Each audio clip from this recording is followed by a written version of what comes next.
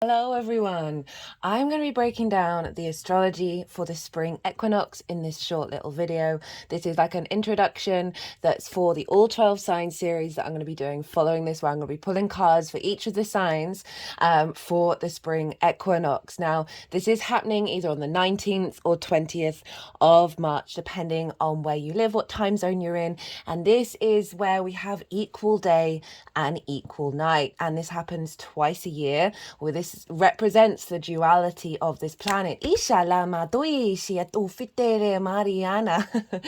name's Chloe. I work with card divination, astrology, and I channel energies through my body. You just heard some of that. I've been doing physical light language. This is the hand movements that you see for nearly 3 years now. And I've recently had a vocal light language activation. And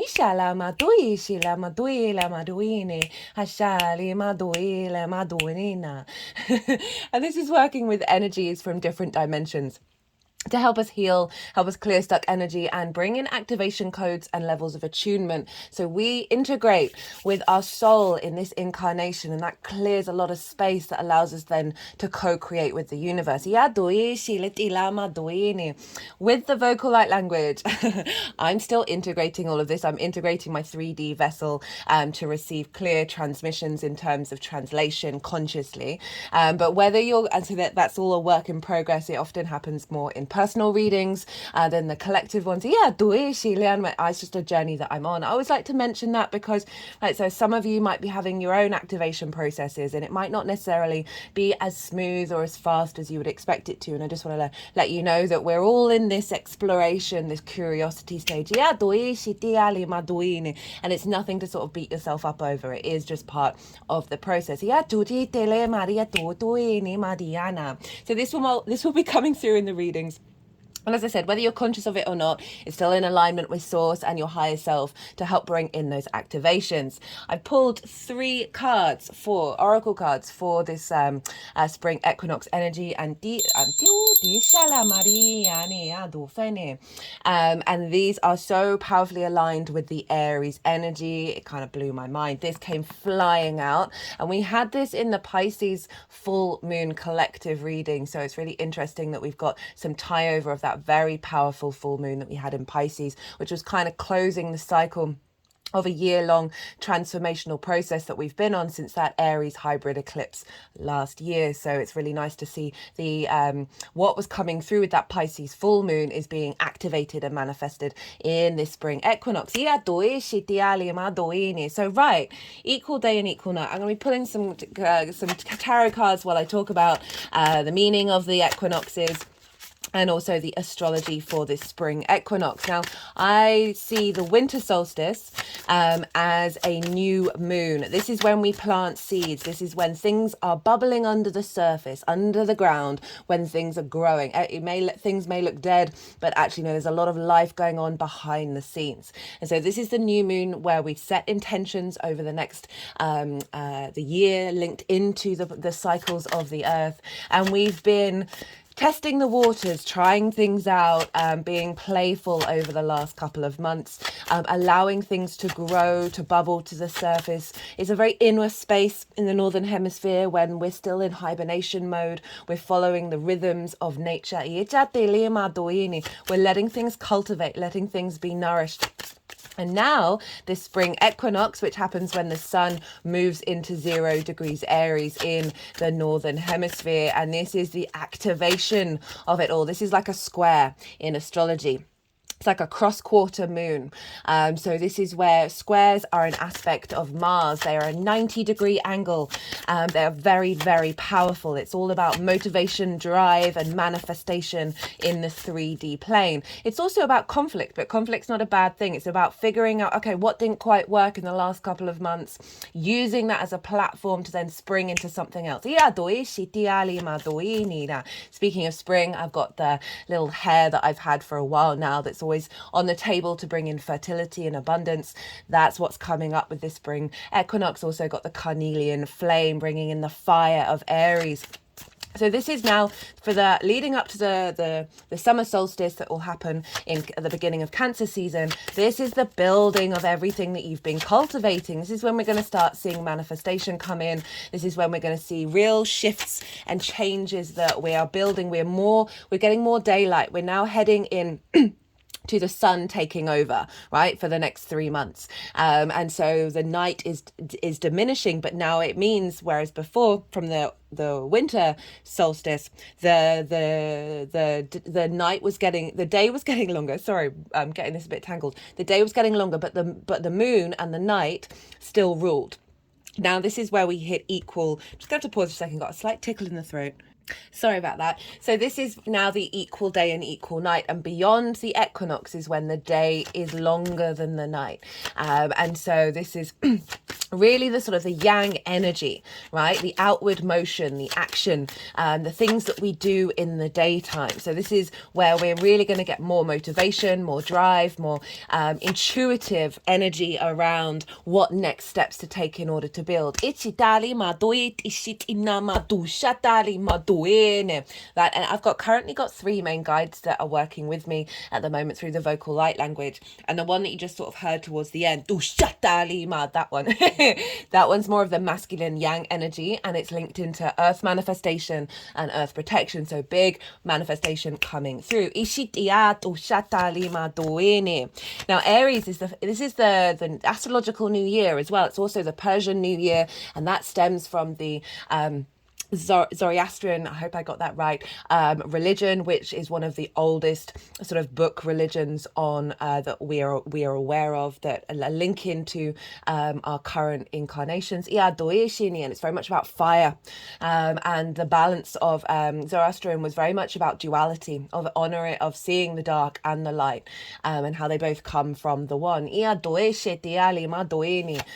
So we've got this sun moving into the sign of Aries. It's the first zodiac sign, so this is why it's the astrological new year. This imprint of the astrology that I'm going to talk about is going to last. It's going to be one of the imprints that we have over the next 3 months. It's going to be quite a key player, and I can't wait to talk about the astrology. And so Aries is the first fire sign. It's how we personally connect to fire. Fire is often very much linked into spirit. It is the I am, very independent energy ruled by Mars. Aries wants to embody itself through its own experience, and it can make it very independent, can be quite contrary, but it is very powerfully itself. I love Aries energy. It feels like of all the signs, it's very much rid of masks. It can be very blunt and upfront. I often tend to swear more in Aries transits, but it is this sort of, you think of Mars, the god of war. There's a element of we need to just get on with it. And I just want to get on with it. I want to experience this. I want to go into new frontiers and experience them for myself. Like, it is the that connection to your soul's frequency. Now, the Aries hybrid eclipse that we had last year, regulars, that I've been with every new year every new moon over the last year. I've been bringing in this thread that came up in the Aries hybrid eclipse of our soul integration of past and future lives in this current moment, in this current incarnation. We've been building and working with that and bringing in that integration.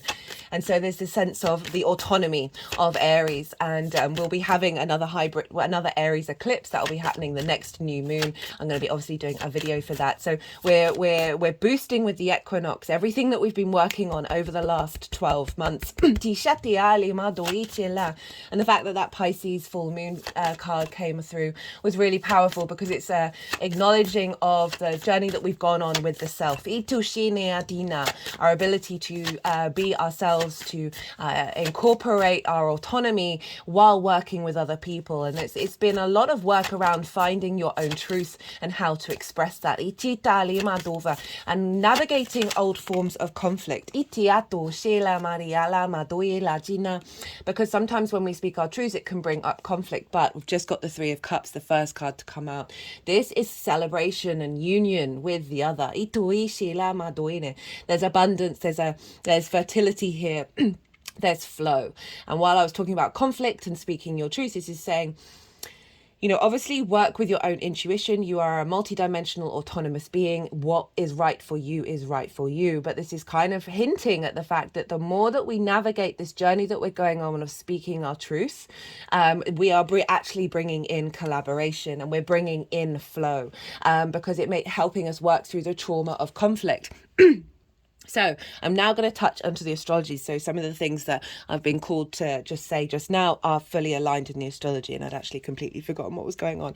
So we've got the sun at 0 degrees of Aries. The sun is exalted in Aries. It is raised on high. The qualities of the sun are elevated, are celebrated. The sense of will, the sense of clarity of the vision of the purpose, this very instinctive understanding of how to take action. The divine light that we receive, the light codes that we get in Aries season is activating our inner autonomy, our inner self, and a reconnection to the essence of our soul. Now, what else is going on in Aries at the exact time of this equinox, and I will put up a community post with the chart so you can have a look at it, is we've got the North Node, Mercury and Chiron all closely conjunct one another. Now, Mercury tomorrow, which will be, what date is it? The 19th, so the day before the spring equinox, Mercury is going into shadow. So Mercury is going to retrograde is going to retrograde in the sign of Aries, and there's 3 parts to a retrograde. And the reason why I'm bringing it up now, I will be doing a Mercury retrograde series, is because when we hit shadow, and this is when Mercury is still direct, but it's going to be going over the degrees it's going to retrograde over. This is called the shadow phase, and this can often be louder than the retrograde itself. And on the day of Mercury hitting shadow, you can often get clues and hints about what the retrograde is going to be about. So I'm mentioning it now for you to hopefully if you're watching them these videos in the next couple of days, you're going to just very easily be able to hop back into your memory and see what was going on the 19th. It'll be around the equinox as well. So we're going to get a lot of messages, a lot of clues not only for that Mercury retrograde, but also for the 3-month cycle that we're now entering with the spring equinox. Now, North Node, this is where we're headed, what we're striving for. We're striving for inner autonomy. Collectively, our autonomy has been bashed left, right, and center. It's so wonderful to see that things are coming out in the mainstream news that were very much known in the alternative media a couple of years ago. A lot of legal actions are overriding certain very draconian standpoints that certain political energies put into force, and so that is a really wonderful thing. And this is tying into the build up towards the Libra eclipse, which is the law. Think of justice as the tarot card for Libra, and then that new that eclipse in Aries that we'll have afterwards. Now, North Node, striving for that autonomy, that ability to explore new boundaries without the fear, right? Fear is a tool in order to help us realize it is an illusion. Whatever it's pointing at is an illusion. Which I talked about in the Aries full moon video last year. Mercury, the messenger of the gods, where we collect information, how we communicate, how we bring flow. Chiron, is the wounded healer, is really digging up old soul wounds, right? So Chiron's very much linked into past life energy as well. And it is about finding the wisdom in the wound. And as I was talking about that, we've got the 6 of Cups. We've got 2 cups showing up for a fire ingress. I love that. I love fire and water. It's the passion that we connect to on an emotional level through our intuition. Those 2 energies together is just beautiful. 6 of Cups is very much about wounds from the past, being at peace with the past. And that can be our current incarnation and past lives. So you're now, this is following the 5 of Cups. And when I cut the deck, which I always do in order to check the zoom on the camera, got the 5 of Cups in reverse. So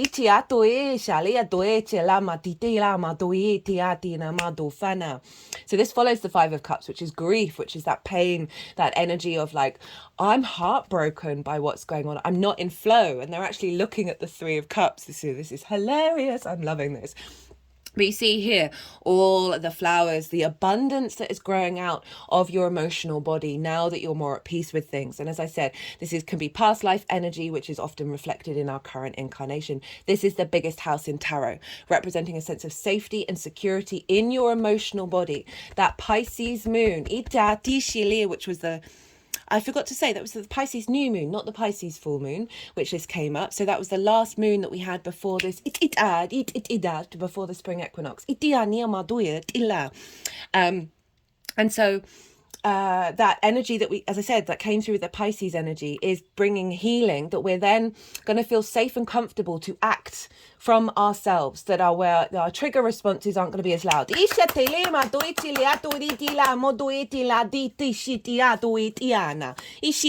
really like that one.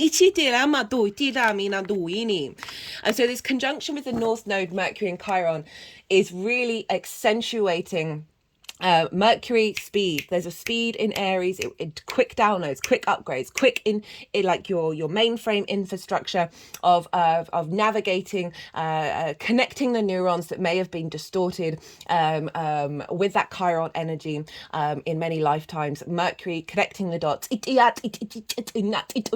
the North Node, because we're uncovering things of where we're headed, of this true self, right? The true self, which is that multi-dimensional soul orientated being. So we've got a big boost showing up here of some deep healing that is then going to create space and allow us to manifest beyond our trauma responses, beyond our limiting beliefs. So that's what's going on in Aries. Now, what kind of aspect? Oh, actually, before I go on to the aspects, Neptune is in Pisces and it's 3 degrees away from the sun. So this is still a very close conjunction. Neptune played a very powerful role in that Pisces new moon as well. Neptune has the capacity of bringing realities that are from the unknown, that are unquantifiable, beyond the logical. Our dreams manifest, the connection to source, the unconditional love, the expansiveness of the all into our reality. So we've got this very dreamlike, synchronistic, fluky, magical energy of Neptune from Pisces is pouring into the I am. And as I cut the deck, I got the Emperor. Oh, I'm loving this reading. I'm feeling quite wired. We've got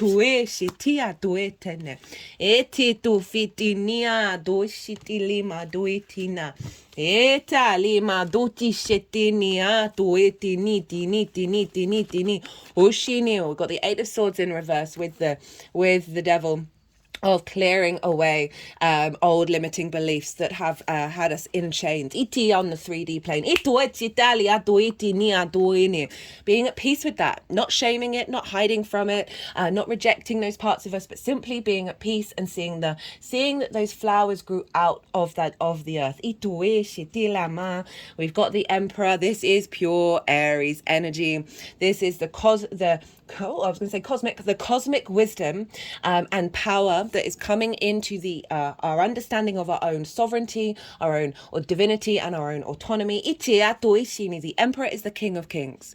It's not rash in its actions. It knows what it needs to do in order to facilitate the empire, right? In order to facilitate the many. Iti is the pure individual essence that is operating for their own space, but through that being, it is serving the collective. The 9 of Cups, another Cups coming up. We've got the 369.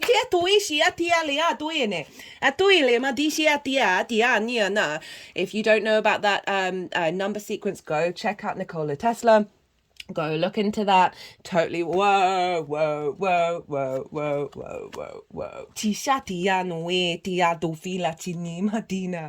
Oh, I'm getting so excited. Incorporating of the wisdom and the knowledge from our past souls' experiences that bring about a sense of flow, a sense of unity with those energies that then manifest in the 3D world and give us a sense of deep emotional contentment and gratitude of this existence. Right,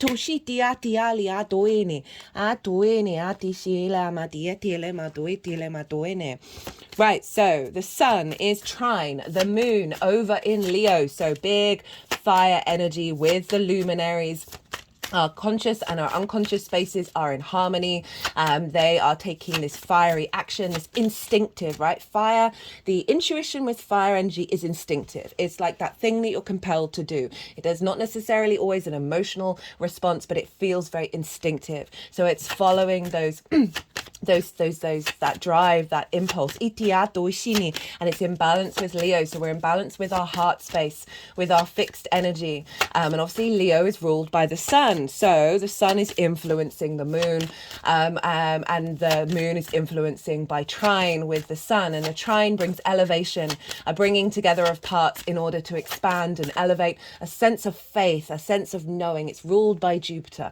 There's the expansion of self, from the heart. Leo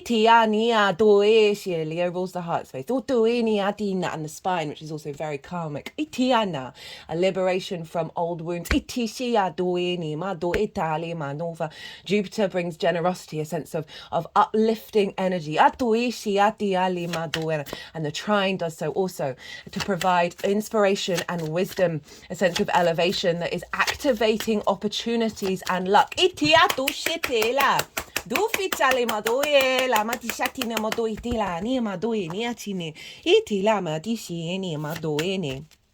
So that is really powerful on the exact moment of the equinox that we have that fire trine going on. The sun is also sextiling Pluto over in the sign of Aquarius, the air sign, which is what I feel that this shift is that breaking down of limitations of the illusions that we have around us, of the blockages on the 3D matrix. Now a sextile is an aspect of Venus. Venus is a soft, easy, free-flowing aspect. So we've got very harmonious aspects to this sun, right, of providing not only inspiration and wisdom from the trine, but creativity, passion, desire, a sense of connection, of harmony, of diplomacy with Pluto and the sun. This is the first sextile that we're having with the sun and Pluto since Pluto moved into the sign of Aquarius. And this is very empowering. Pluto represents power. It represents creation and destruction. It represents transformation and magnetism. And it is pulling down those old thought patterns, right? Aquarius, the collective air sign, helping us tap into universal truths within our being, pouring that into the sun, our vision, our clarity, of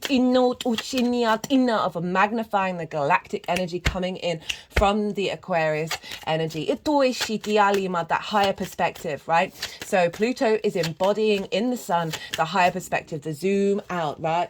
So you are able to intuitively, instinctively understand the actions you need to take for your longer term goals.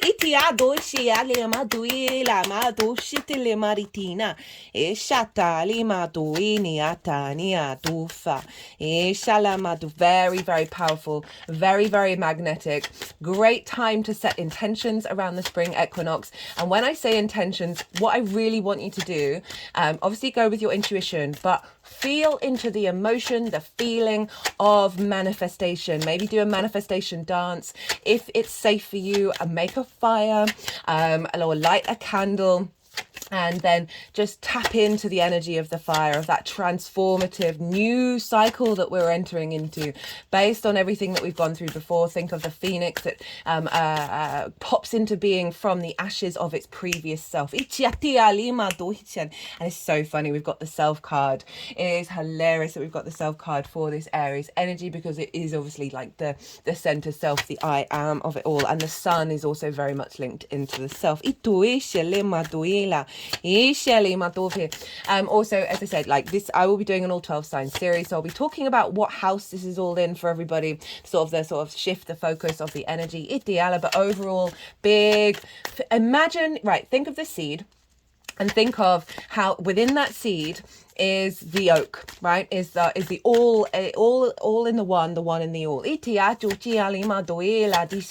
So even though we're activating, spring is springing, right? Everything is growing and building. We're not quite at the harvest yet, but embodying the sensation of the harvest, of that, of it being in manifestation. Oh, we got the tower.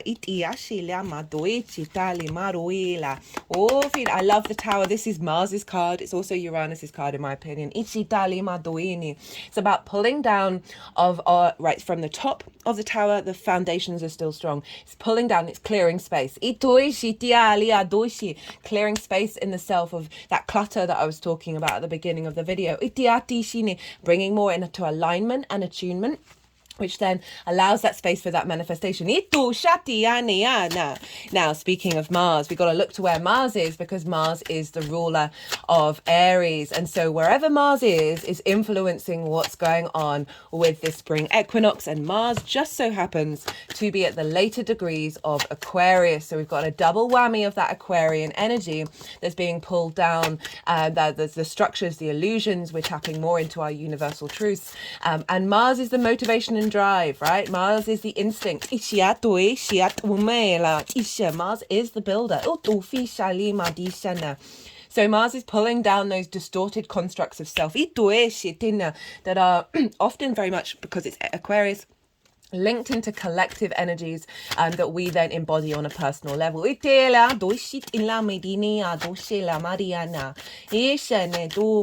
I'm just feeling from this is such liberation, right? You may want to, if you're doing a little ritual, is just to put the intention of the clearing of space. You may have done a lot of inner work over the last year, the last astrological year.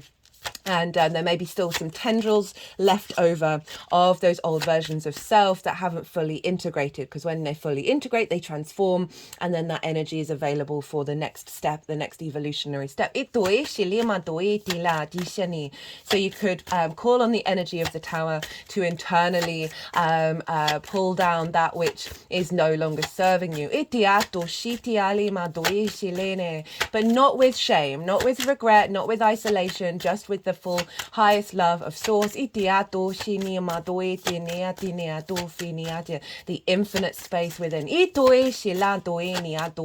Or perhaps it's just simply pulling down limiting beliefs around your true deep knowing and faith. Think of that trine with the moon, that you are the infinite space.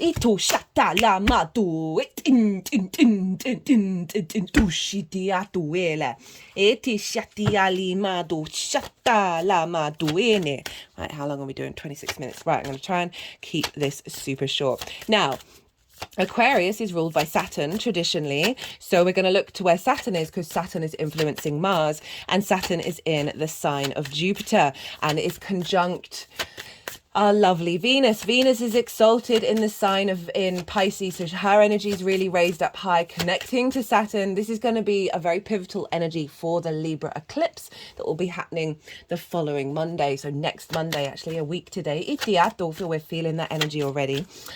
Venus, her desire for connection, her desire for beauty, for creativity, for love, the unconditional love of Pisces. Connecting our synchronicities, connecting us with source energy on a personal level, connecting with Saturn. Saturn is about our long-term legacy, our commitment to our integrity, and our commitment to our the expansion of ourself from strong foundations with a level of maturity. So this is really bringing in a sense of structure in order to expand our connection to love, and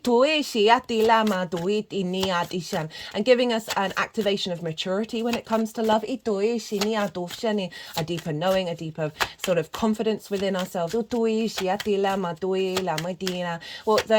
coming through now is going back to what I was talking about, the throat chakra, and being able to speak your truth. And very strangely, the moment I sat down to do this video, I immediately got a tickle, even though I've been talking to people all weekend and not a single tickle. So it's definitely big throat chakra energy here, and that is linked into Jupiter conjuncting Uranus later on in April. That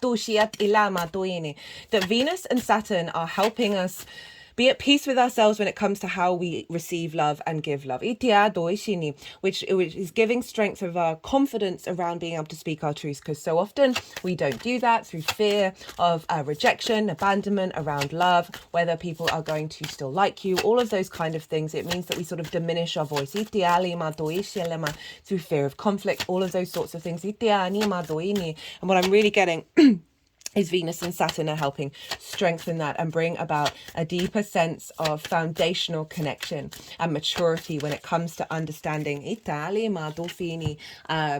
how we embody love. And we just got the Seven of Swords as I was talking about that. I love the Seven of Swords. This is about thinking differently.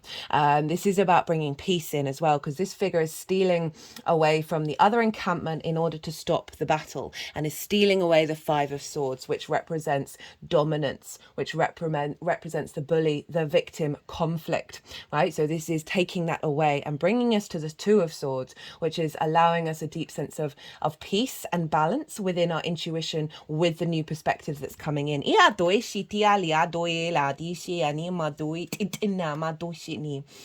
so this is also sort of not only bringing in a new way of us communicating, which is what I was talking about, but bringing in a way that the tone in which we're phrasing it is creating peace. Even if it may be quite a firm tone, that it's not inducing conflict.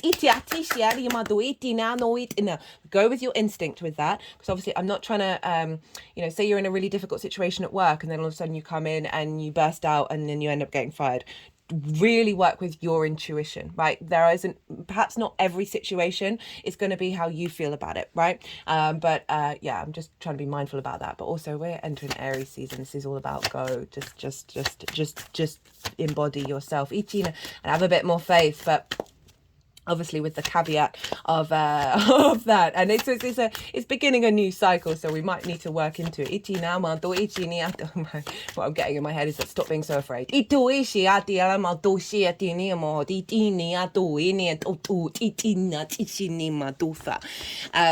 they're sort of saying to me, basically, have confidence that people are going to know what they need to do. We are no longer children. I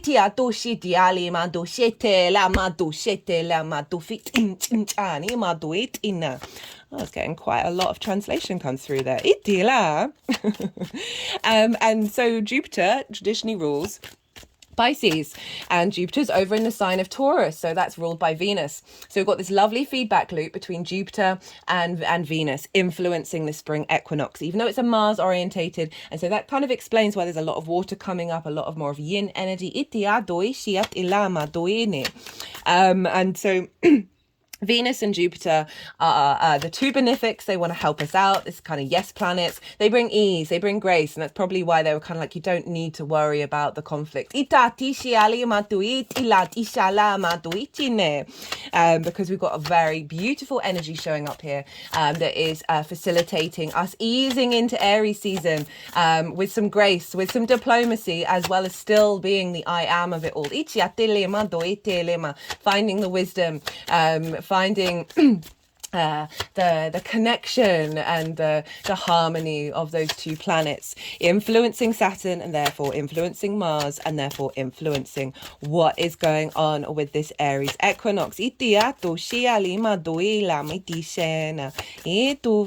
that is everything that I'm going to talk about in terms of the astrology. Let's get one final message to come through, one final card for what is going on with this spring equinox. As I said, it's about balance. It's about honoring the balance within yourself and cultivating a meditation around that, both physical, emotional and spiritual. It is linked into dragon energy and putting up flags and ribbons in the area around you, the sense of movement, the sense of transition that we're going through. Think of the caduceus, the kundalini energy, the two serpents entwined, bringing about a sense of balance because of that equal day and night. And then we're activating manifestation through that balance, through that incorporation and understanding of self, or setting the intentions around it. The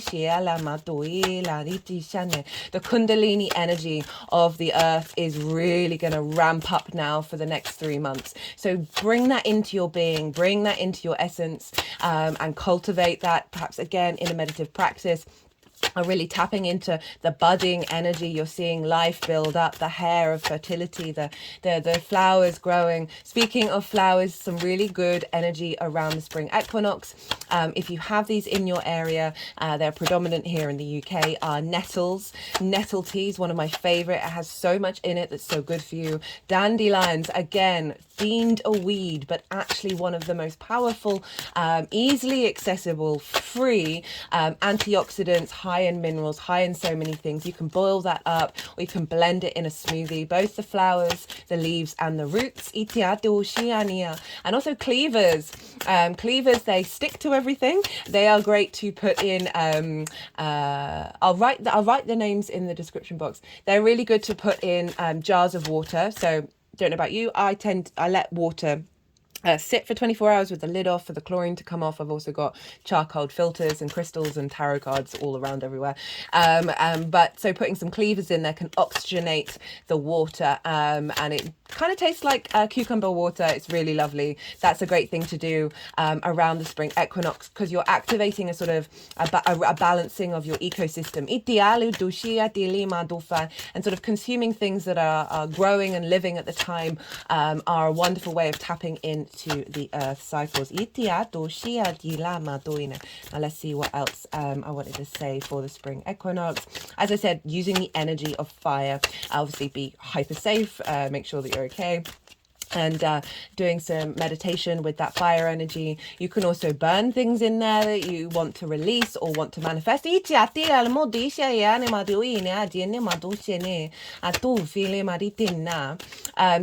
up a space, maybe outside or inside, that it represents balance for you and manifestation, and like doing a sort of. So as I was saying that, we've got the Five of Wands and the Ace of Swords, right? So the Five of Wands is kind of stagnant energy. There's a lot going on. There's movement, but there isn't momentum. The other side of this is training. And so I'm getting two messages with that. With it in reverse is we are moving past the training phase. We are moving away from things not necessarily going at the speed that you would want them to, or just finding that there are some blockages. It's in reverse. So we're clearing that out. And then we've got the Ace of Swords. So this is a new vision, a new clarity, a new divine inspiration coming in. We from a higher perspective. Our ability to tap and act with clarity. Got the Queen of Wands and the Empress.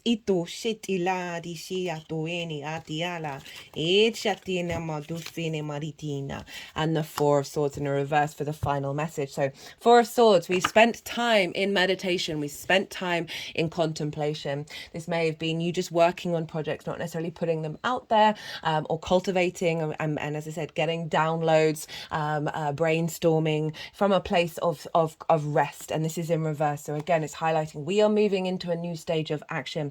Got the Queen of Swords, our ability to nourish ourselves during this process, to not burn ourselves out. She has a sunflower, and the sunflower always knows where to get the light. This is you inherently in your yin energy, knowing where to get the light in order to take action and build. Highly independent, courageous and creative energy. Queens brings depth. So rather than getting the King of Wands, we've got the Queen, which is saying what you're instigating now is bringing depth and nourishment, a cultivation to your unfolding. So it's lasting the test of time. You're creating something, you're building something that is bringing nourishment rather than pure action orientated energy. So it is about the longer term cycles. And hello, the Empress card. This is Venus. This is fertility. Eggs. That reminds me of Astara, Easter, right? So a lot of book religions have cultivated the previous more earth energy modalities of connecting to source, and Ostara was linked around eggs and fertility, which then got turned into Easter, iti, the sense of resurrection, of that which has been I want to say destroyed. Ita, Nina, it's never destroyed, right? That which has been composted is now birthing new life. So the old cycle is activating the new one. Having an egg, doing an egg meditation where you are in the egg. I do one with all the elements, and then the fifth element of love, of being like a mirrored mirrored egg, both internally and externally. So like sending all energy back with love. Of just simply imagining that you are in the egg and you're about to be birthed out. Because the Empress is often portrayed as being pregnant. So there's an element of something is being birthed into the world. We are being rebirthed into the sense of fertility, into a sense of abundance, right? Of opportunities coming, of a cultivation of the harvest. Right. So that is the tarot that is showing up. Super powerful energy, very emotionally balanced, and clarity. Which is helping us tap into spirit. Now, we've got 3 cards. I wanted to keep it simple with the oracles. We've got 3 cards. And the first one is from Carl Gray's Gateway of Light Activation deck. And this is the Emerald Tablet activation. And in the Pisces new moon, we had basically 4 activation cards as well. So we've been really prepping with all the cycles that we've been going through. Cosmic ordering, divine alchemy, conscious manifestation. And we're going into manifestation energy. So we're getting some clarity, some transformative energy coming through in this imprint that is then allowing, as I said, that space and the clarity and the activation of manifestation. So I'm not going to read all of it, but it does mention the phrase as above, so below, because it is about alchemy, right? So you might want to check out the Emerald tablets. There's about 14 passages.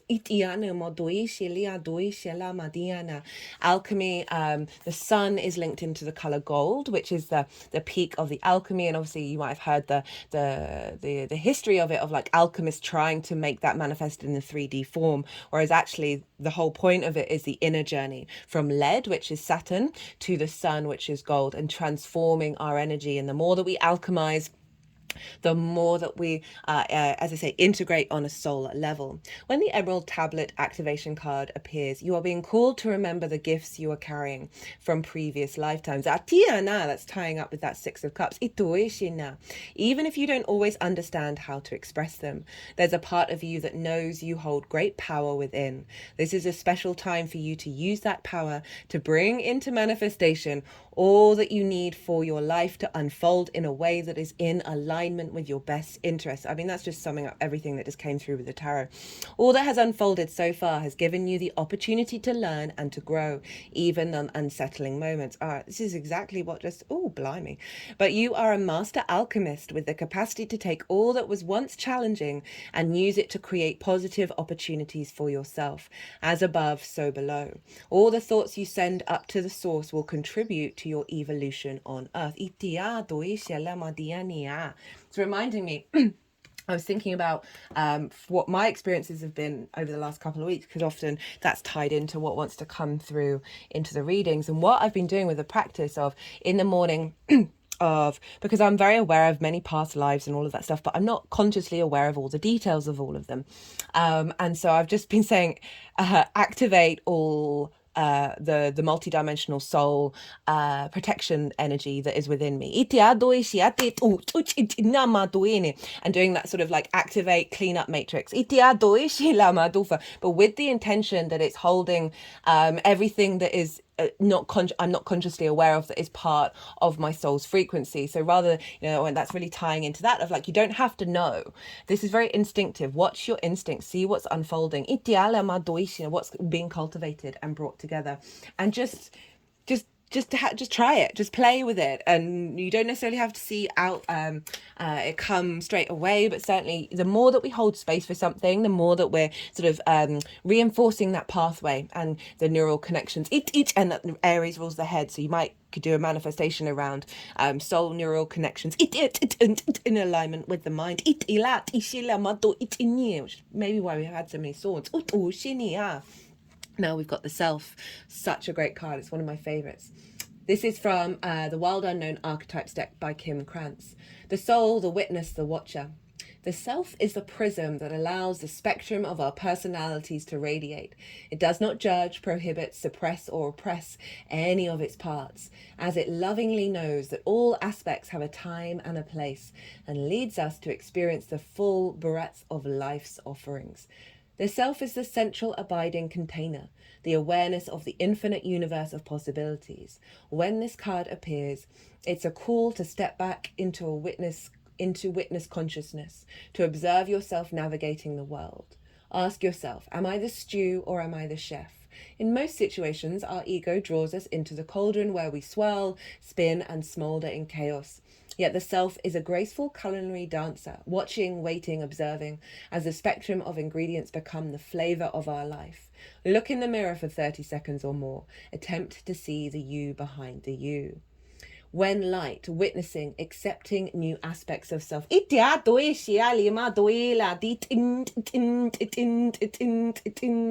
is no surprise that two central mantras in the yoga tradition concern themselves with the self. Experiment with Soham, I am that, and Satnam, true identity. And very strange enough, so I'm using a new deck. I always use new decks with the solstices and equinoxes, and I picked the person that I live with very kindly edged it purple and orange, and I picked that because the orange and purple combination is very often used in the yogic tradition, particularly in Kundalini energy, as well as the color white. So it's so funny that this card's come up. So this is sort of saying we're being cracked open. That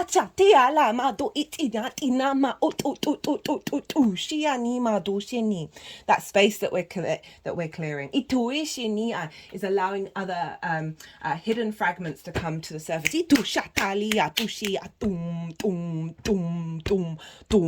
Dum ishatia lia dufena eti shitia lima dushalamaditi maduit ila di shatila. I just realized the Empress and the Emperor. Shut up. Ichatia no ishila madi shetile madi shitiana.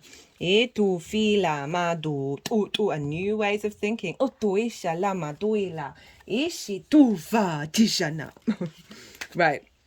This, the final card, the Luminous Warrior, perfect for Sun in Aries. Aries ruled by Mars.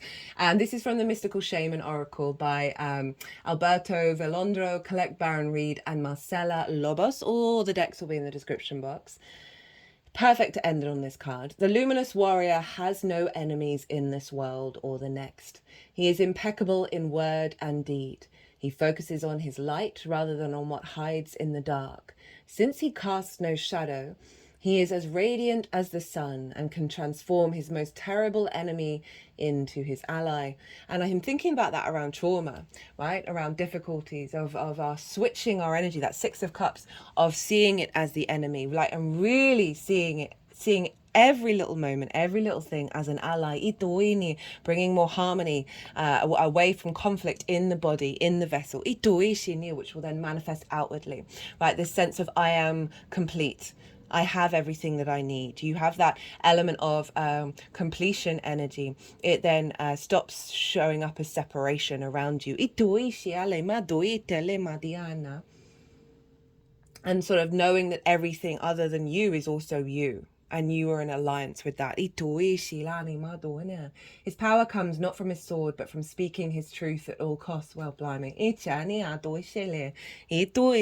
tricky road to walk, but it is empowering. It's phenomenal, and I think we're all working through that collectively, especially with the North Node in Aries and the South Node in Libra. Libra can have an element of people pleasing in order for everyone to feel good, and so often that's actually being nice rather than kind. I've been thinking about using that phrase in the Libra, either the Libra eclipse or the Aries eclipse, because being nice, you can placate somebody, but they might actually need to hear what you have to truly say, and that serves them in the long term. I'm thinking about that sort of phrase that I said, we're no longer children. I mean, we are inherently always children, but that element of mollycoddling. Don't know where that etymology comes from. Of like basically putting your kid in like a blow up ball that protects them from the allergies. The luminous warrior reminds you it is important to focus on your power, wisdom, and beauty. Oh, that power of Mars, who's ruling this, the wisdom where Jupiter is, who's ruling Venus, and the beauty of Venus. Do not be seduced by what seems wrong with you or with the world. Remember that intention follows attention. So focus on your positive traits, feed your light with more light until you feel truly empowered. So there's so much that's going wrong in the world. It's not about observing it, but not necessarily allowing it to you to give it your energy, right? The more that we work from, integrate ourselves, the more it helps the collective. And that can be really difficult. And there's just so much going on everywhere. I used to keep really up to date with everything. And it's not that it was affecting my mental health, certainly not in ways it has done in the past. I was able to detach myself from it, but then I took a step back of not doing it at all. Very rarely, maybe once a week I'll check in and do like a quick scan, and it's just the same stuff that was being saying 3 years ago. But I've noticed the less that I'm engaging, the more the world is opening up to me. There's entering in a different matrix. It's not about not giving help and supporting and all of that, but you figure out what's right for you, because the truth of you will be what shines through, especially with this card. So remember that intention follows attention. So focus on your positive traits, feed your light with more light until you feel truly empowered. Then there will be little need for action as you resolve all situations from within. I really like that, because we're going into manifestation and we can see that as a very yang energy, but we've got so much water here, which is yin. This element of setting the intention for the manifestation, surrendering the how, but embodying the sensation of if it comes true, but not micromanaging how that shows up. Remember the infinite possibilities of the universe. And that's bringing in co-creation. You're balancing in that sort of, you're still going to go about your day. You're still going to do instinctively what feels right for you, but surrendering the fear, surrendering the worry, and then seeing what shows up with the universe. Remember that higher, sort of high priestess energy showing in, right? Of the implement of self, right? That true knowing that you are inherently drawing everything towards you. And this is kind of what this is sort of saying of like through, and I've recently just watched something about is it Wu Wei? It's the Zen energy around by understanding your true nature, you are inherent and acting upon that. You're inherently operating from a place of no action that is in alignment with nature, because there is an instinctive response with all of nature to do what it needs to do. And so it's us tapping into that as our own personal individual experience. And even though we are taking action, we are doing so from a place of complete inherent being, which is in alignment with nature. Are